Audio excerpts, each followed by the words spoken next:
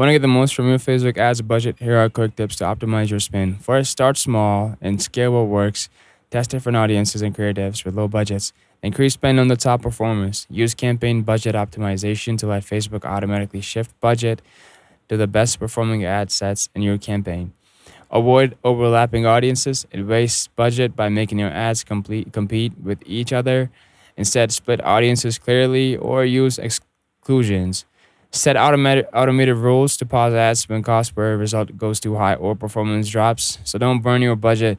Finally, review your metrics regularly and reallocate your budget from underperforming ads to those delivering the best results.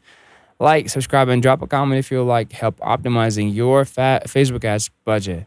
Yeah, like always, if you do got any questions, drop them down in the comment section below as well, and I'll come back with a video or an answer to whatever feels necessary.